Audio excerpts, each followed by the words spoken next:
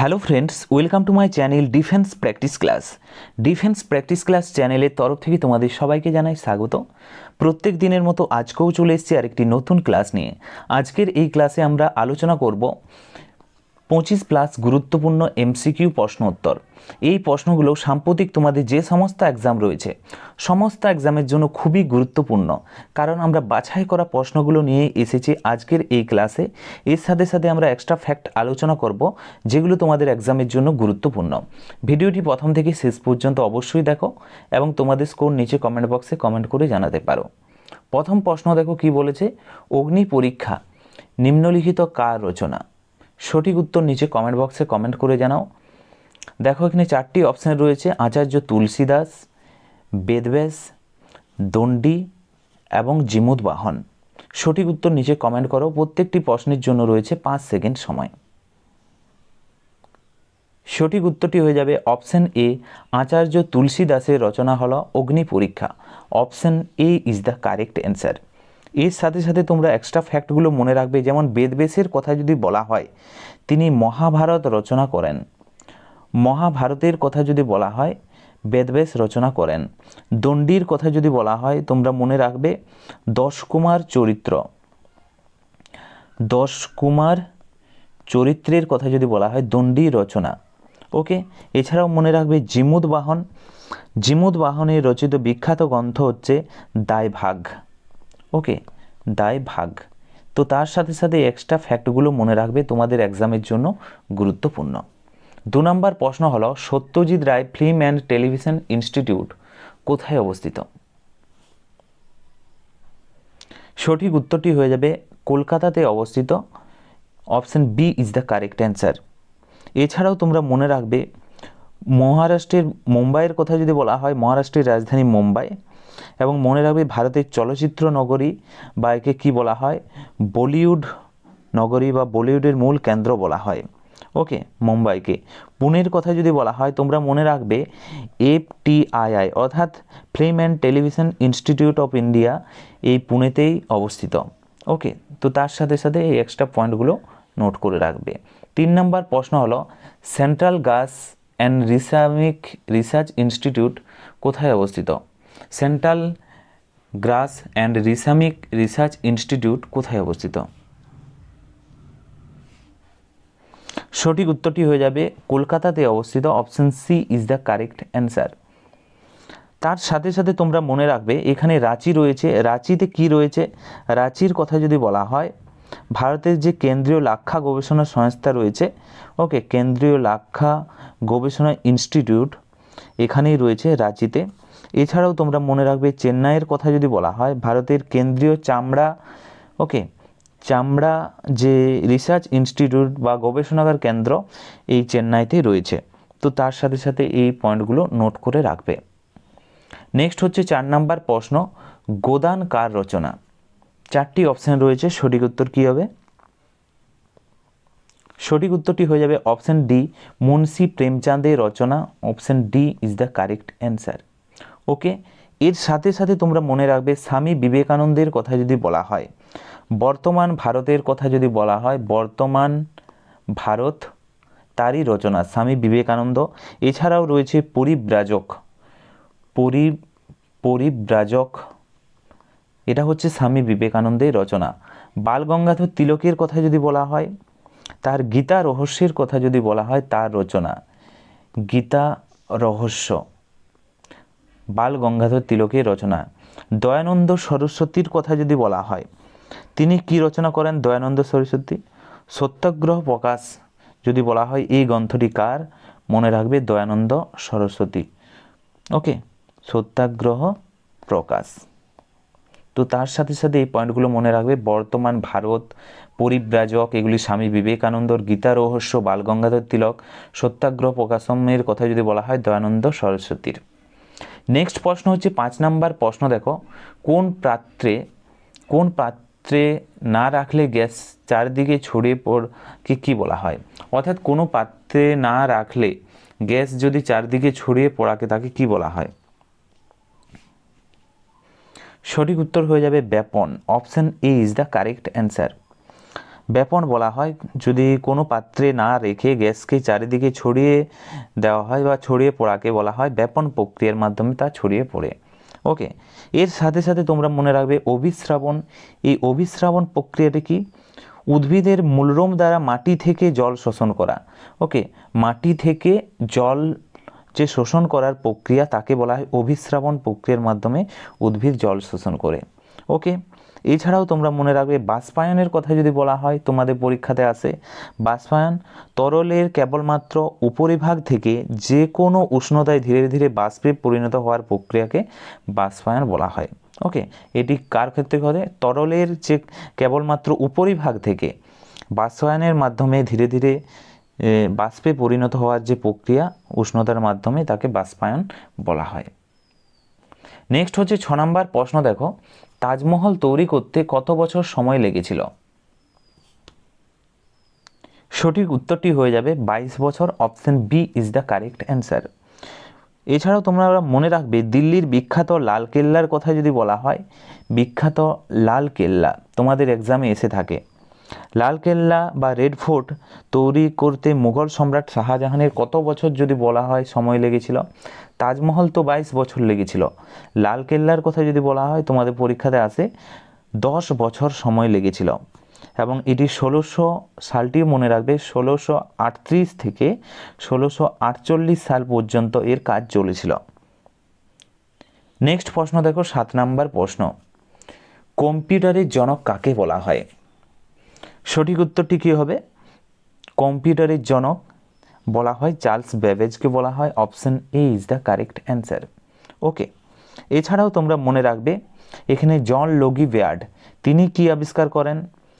জন লগি বেয়ার্ডের কথা যদি বলা হয় টেলিভিশন বা টিভি আবিষ্কার করেন জন লগি বেয়ার্ড। ওকে, এবং চার্লস ডারউইনের কথা যদি বলা হয় তিনি কি আবিষ্কার করেন? তিনি অরিজিন অফ স্পিসিস বইটির কথা যদি বলা হয় চার্লস ডারউইন লিখেছিলেন। ওকে, মনে রাখবে তোমরা অরিজিন অফ স্পিসিস অর্থাৎ বিবর্তনবাদের জনকও বলা হয় চার্লস ডারউইনকে। তো তার সাথে সাথে এগুলো মনে রাখবে। নেক্সট হচ্ছে 8 নম্বর প্রশ্ন। ভিনেগারে কোন অ্যাসিড থাকে? সঠিক উত্তর হয়ে যাবে লঘু acidic acid. Option C is the correct answer. Option C সঠিক উত্তর হবে। ওকে, এছাড়াও মনে রাখবে ল্যাকটিক অ্যাসিডের কথা যদি বলা হয়, ল্যাকটিক অ্যাসিড টক দই। ওকে, টক দইয়ের কথা যদি বলা হয় বা দুধের কথা যদি বলা হয় তোমরা মনে রাখবে ল্যাকটিক অ্যাসিড। ফর্মিক অ্যাসিডের কথা যদি বলা হয় কোথায় থাকে? ফর্মিক অ্যাসিড হচ্ছে পিঁপড়ের হুলে, পিঁপড়ের হুলে থাকে ফর্মিক অ্যাসিড। ম্যালিক অ্যাসিডের কথা যদি বলা হয় ম্যালিক অ্যাসিড থাকে আপেলে থাকে। তো তার সাথে সাথে এই পয়েন্টগুলো মনে রাখবে, টক দই বা দুধে থাকে ল্যাকটিক অ্যাসিড, পিঁপড়ের হুলে ফর্মিক, লঘু অ্যাসিটিক অ্যাসিড থাকে ভিনেগারে এবং আপেলে থাকে ম্যালিক অ্যাসিড। নেক্সট হচ্ছে 9 নম্বর প্রশ্ন। HCl এবং HNO3 কী ধরনের অ্যাসিড? সঠিক উত্তরটি হয়ে যাবে তীব্র acid. Option A is the correct answer. Okay, মৃদু অ্যাসিডের কথা যদি বলা হয়, মৃদু অ্যাসিড হচ্ছে কোনগুলো? মৃদু অ্যাসিড হচ্ছে লেবু রস বা সাইট্রিক অ্যাসিড। কী ধরনের অ্যাসিড বলা হয়? মৃদু অ্যাসিড, এগুলি হচ্ছে মৃদু অ্যাসিড। ওকে, তো তোমরা মনে রাখবে লেবুর যে রস বা তোমাদের পরীক্ষাতে আসতে পারে সাইট্রিক অ্যাসিড, সাইট্রিক অ্যাসিড এগুলি সবই হচ্ছে মৃদু অ্যাসিড। ওকে, এবং তীব্র ক্ষারের কথা যদি বলা হয়, তীব্র ক্ষার কোনগুলি? NaOH, সোডিয়াম হাইড্রোক্সাইড বা কাস্টিক সোডা। রাসায়নিকভাবে এগুলির প্রকৃতি হচ্ছে ক্ষার প্রকৃতির। নেক্সট হচ্ছে 10 নম্বর প্রশ্ন। অ্যাসিডের স্বাদ কীরূপ? 4টি অপশান রয়েছে, টক, নেক্সট হচ্ছে মিষ্টি, তেতো, নোনতা।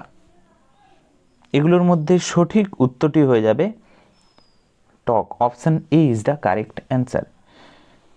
এছাড়াও তোমরা মনে রাখবে তেঁতোর কথা যদি বলা হয় ক্ষার।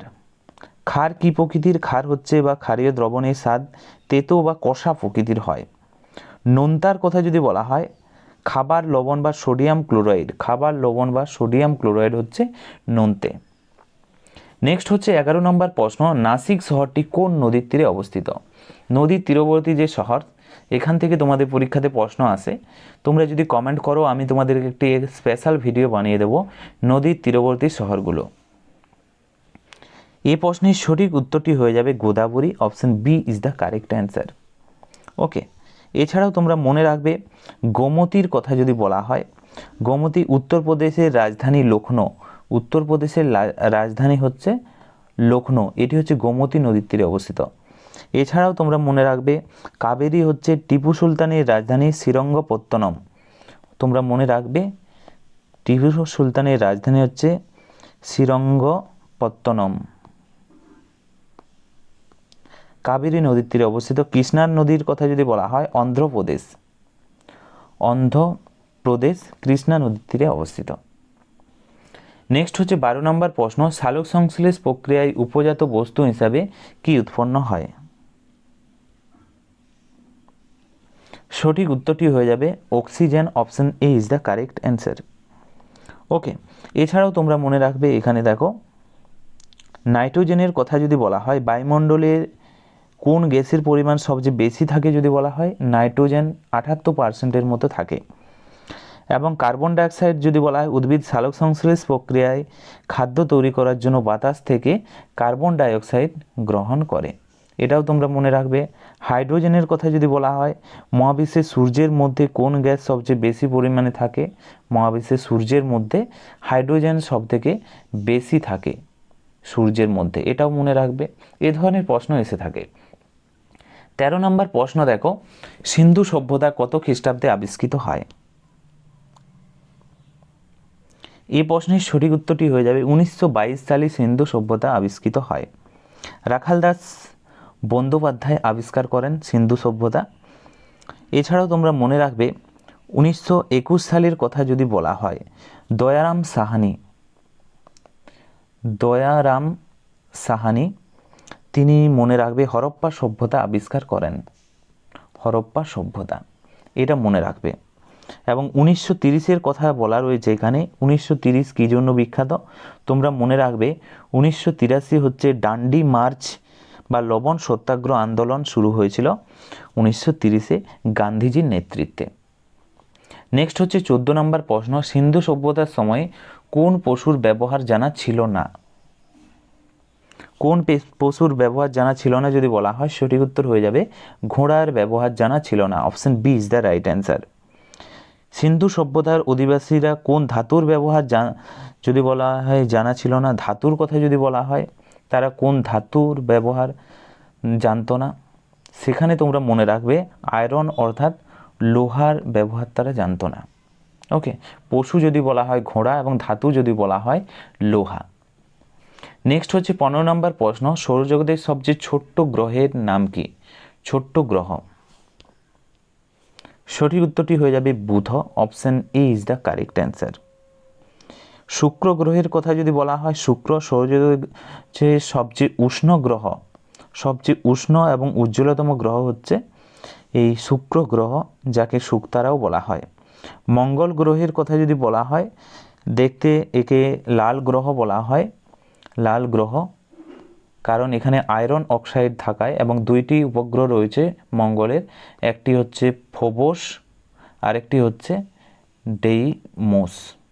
ওকে, এছাড়াও শনি গ্রহের কথা যদি বলা হয় সৌরজগতের যদি বলা হয় কোন গ্রহের চারদিকে সবচেয়ে স্পষ্ট বা সুন্দর বলয় দেখতে পাওয়া যায় অর্থাৎ রিং দেখতে পাওয়া যায় যদি বলা হয় সেটা হয়ে যাবে শনি গ্রহ। নেক্সট প্রশ্ন দেখো 16 নম্বর প্রশ্ন, হাওয়া মহল কোথায় অবস্থিত? তোমাদের পরীক্ষাতে আছে। সঠিক উত্তরটি হয়ে যাবে হাওয়া মহল, রাইট উত্তর জয়পুরে অবস্থিত। জয়পুর। এবং মনে রাখবে পিঙ্ক সিটি কাকে বলা হয়? পিঙ্ক সিটি রাজস্থানের জয়পুরকেই বলা হয় পিঙ্ক সিটি। এছাড়াও মনে রাখবে উদয়পুরকে কি বলা হয়? হ্রদের নগরী বলা হয়। হ্রদের নগরী বলা হয় রাজস্থানের এই উদয়পুরকে বলা হয়। এবং মনে রাখবে সাদা শহরও বলা হয়, সাদা শহরও বলা হয় উদয়পুরকে। এছাড়াও যোধপুরের কথা যদি বলা হয় একে কি বলা হয়? নীল শহর, ব্লু সিটি বলা হয় বা সূর্য নগরী বলা হয়। সূর্য নগরী। এই পয়েন্টগুলো মনে রাখবে তোমরা। নেক্সট হচ্ছে 17 নম্বর প্রশ্ন, জাপানের জাতীয় ফুলের নাম কি? জাপানের জাতীয় ফুলের কথা যদি বলা হয় সঠিক উত্তর চলে যাবে অপশান বি, চন্দ্রমল্লিকা। Option B is the correct answer. এছাড়াও মনে রাখবে শাপলা, এটি হচ্ছে আমাদের প্রতিবেশী দেশের কথা যদি বলা হয় কি রয়েছে, বাংলাদেশের জাতীয় ফুল হচ্ছে শাপলা। এছাড়াও মনে রাখবে বাংলাদেশের জাতীয় গানের কথা যদি বলা হয় আমার সোনার বাংলা, রবীন্দ্রনাথ ঠাকুরের রচনা। এছাড়াও তোমরা মনে রাখবে জনগণ মন, এটাও রবীন্দ্রনাথ ঠাকুরের রচনা। এবং শ্রীলঙ্কার জাতীয় যে গান সেটাও হচ্ছে রবীন্দ্রনাথ ঠাকুরের রচনা। অর্থাৎ রবীন্দ্রনাথ 3টি দেশের জাতীয় গান লিখেছেন। এছাড়াও পদ্মের কথা যদি বলা হয় ভারতের জাতীয় ফুল হচ্ছে পদ্ম। ভারতের জাতীয় ফুল হচ্ছে পদ্ম। নেক্সট প্রশ্ন হচ্ছে 18 নম্বর প্রশ্ন, বিজয়নগর সাম্রাজ্য কত সালে প্রতিষ্ঠিত হয়? সঠিক উত্তরটি হয়ে যাবে প্রশ্নের অপশান এ, 1336 খ্রিস্টাব্দে বিজয়নগর সাম্রাজ্য প্রতিষ্ঠা হয়। মনে রাখবে হরিহর এবং বুক্কা প্রতিষ্ঠা করেছিলেন বিজয়নগর সাম্রাজ্য। ওকে। এছাড়াও 1347-এর কথা যদি বলা হয় কী জন্য বিখ্যাত, বহমনি সাম্রাজ্য প্রতিষ্ঠা হয়। বহমনি সাম্রাজ্য প্রতিষ্ঠা হয় সাম্রাজ্য। ওকে।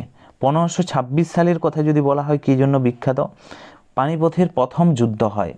প্রথম যুদ্ধ পানিপথের হয় বাবর এবং ইব্রাহিম লোদির মধ্যে। 1556-এর কথা যদি বলা হয় পানিপথের দ্বিতীয় যুদ্ধ হয় কার মধ্যে, আকবর এবং হিমুর মধ্যে হয়।